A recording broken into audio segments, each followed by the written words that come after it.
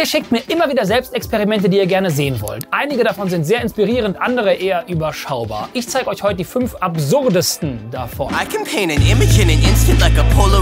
Und wisst ihr, wem das alles total egal ist? Gespenstern. Eine Woche als Gespenst.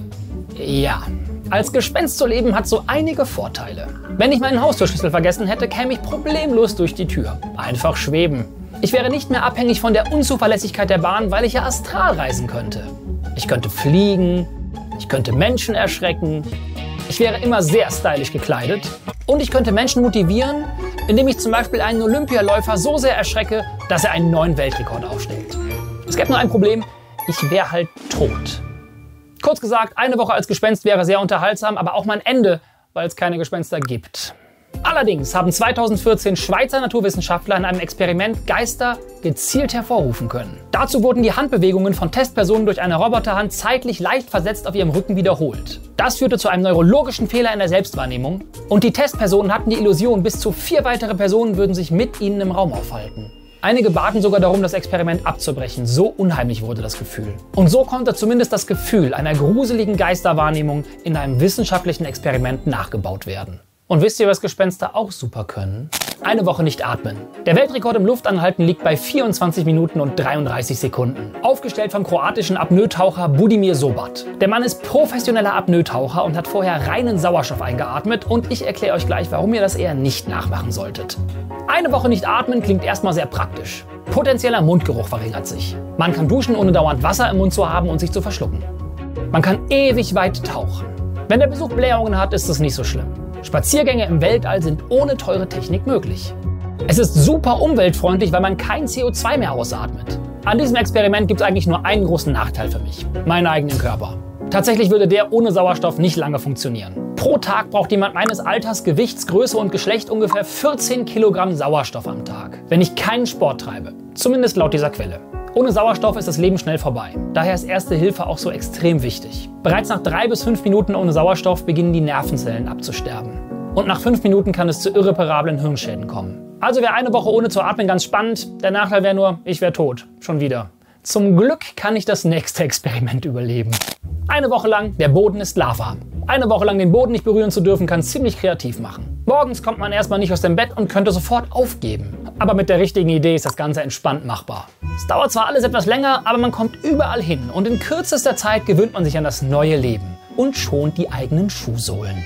Es gibt aber auch hier einen Nachteil. Ich kann das Haus nicht mehr verlassen. Zumindest nicht ohne enormen Aufwand. Außer ich könnte fliegen. Oder wenn meine Wohnung komplett mit Wasser gefüllt wäre. Eine Woche unter Wasser leben. Ihr habt echt seltsame Ideen. Okay, also, würde ich eine Woche unter Wasser leben, wäre alles sehr ruhig. Ich würde problemlos durch die Wohnung gleiten. Ich hätte interessantere Dates und Freunde treffen wäre anders spannend. Online-Meetings wären nicht mehr so langweilig. Das Hören und Verstanden werden wäre natürlich ein bisschen komplizierter.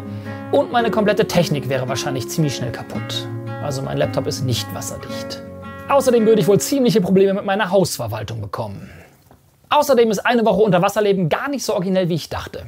Tatsächlich hat der Magier und Extremkünstler David Blaine in einem Rekordversuch 2010 entgegen dem Rat seiner Ärzte eine Woche unter Wasser gelebt. Er brach damit zwar einen Weltrekord, trug aber auch einige körperliche Blessuren davon.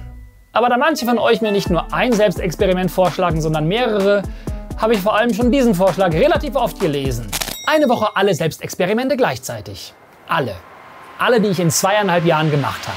Das hieße 7 Tage schweigend, ohne Uhr, nur zu Fuß gehend, während ich auf Social Media verzichtend jeden Tag um 6 Uhr joggen gehe, dabei keine Musik höre, meine Hände tausche, alles nach Bauchgefühl entscheide, ohne Plastik lebe, täglich meditiere, dauerhaft glücklich bin, nur noch Filme schaue, nach Horoskop lebe, extreme Kleidung trage, nichts aufschiebe, täglich 100 Liegestütze mache, meine erste Freundin wieder treffe, 5 Bücher pro Woche lese und parallel 2 Wochen ohne Bildschirm lebe, 4 Wochen ohne Spiegel und dabei Vollzeit-YouTuber werde.